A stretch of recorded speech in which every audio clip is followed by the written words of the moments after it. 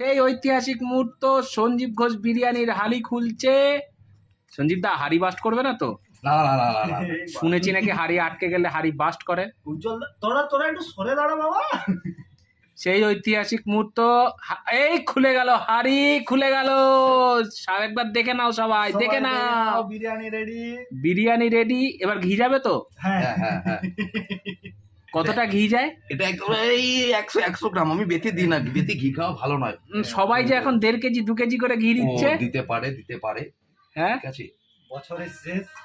এই চলে যাচ্ছে ঘি, চলে যাচ্ছে ঘি, চলে যাচ্ছে ঘি, ঘি চলে গেল। কতটা ঘি সঞ্জিতা, কত প্লেটের এখানে আছে সঞ্জিত দা? এখানে 4 প্লেটের মতো বানিয়েছি। 4 প্লেট। আজকে তো কম কেন? আসলে পোঙ্গল বলে নাকি? পোঙ্গলে সব নিরামিষ। নিরামিষ তো। হ্যাঁ হ্যাঁ হ্যাঁ, চলে গেল ঘি। এবার একটু মিশিয়ে নাও, তারপরে টেস্ট করে দেখি কেমন হয়েছে।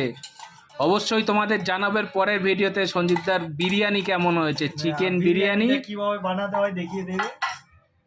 সঞ্জিতদা ঝরে ঝরে পড়বে তো? ঝরে ঝরে পড়বে তো? আচ্ছা, কি চাল ইউজ করেছো তোমরা? বাসমতি রাইস। আতপ না সিদ্ধ বাসমতির? কোহিনুর। আচ্ছা, তাহলে তো আতপই হবে।